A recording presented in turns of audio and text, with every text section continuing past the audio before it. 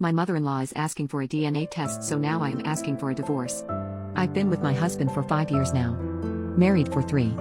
Well, long story short, his mom was always overwhelmingly bold with her input on everything, to put it nicely. I genuinely think it's not fair to be mad at your partner for something he didn't do himself. He can't control what his mom does or says. But what's also not fair is him not addressing it when I am clearly uncomfortable or upset and instead just talking me into brushing it off or going with it. I never would ever have a back and forth with my mother-in-law, because I think it's very rude, so I just accept her snarky comments. It's just not worth barking at each other.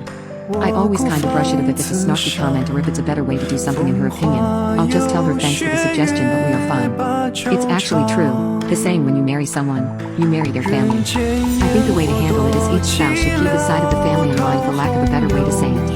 I deal with my parents and their shenanigans, and I expected him to do the same. He never did.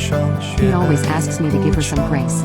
Well, it's hard when that person is insulting you. For a while now she has been making comments about how my son doesn't look like my husband when he was a toddler. Basically, he accused me of sleeping around. This, rightfully so, upset me. Sorry, my genes are strong, what do I tell you? I was short with my husband because he didn't address how out of pocket and disrespectful this whole thing is. It has been a week since my husband, well, soon-to-be ex-husband, told me that he would be doing a paternity DNA test, not because he thinks that it's not his son but to shut his mom up. I don't know which one is worse, him accusing me of cheating or this poop. But all I know is this is audacious. I didn't cheat and I am not concerned one bit about the test results. I wasn't going to stop him from taking a DNA test or whatever, but I just know I don't want to deal with this any longer. I am looking for an apartment, and I talked to a lawyer the day after he brought this DNA test thing up. And I've been acting more than normal since. We'll be getting the results in 2 days. I can't wait. He would be also getting divorce papers with that too. I know for a fact he won't see it coming. I tried my best to make this whole thing work and manage my relationship with my mother-in-law as gracefully as possible. But thinking about it, it's not just my mother-in-law that's the problem, but how he is handling things is also a problem. And side note, I've never been more glad that I didn't leave my job when I got married. He makes more than enough to take care of the financial side of things. I thought I would get bored. I only have to be on site 2 days per week. Also, I really love my job in the company, so I didn't leave. Best decision I ever made.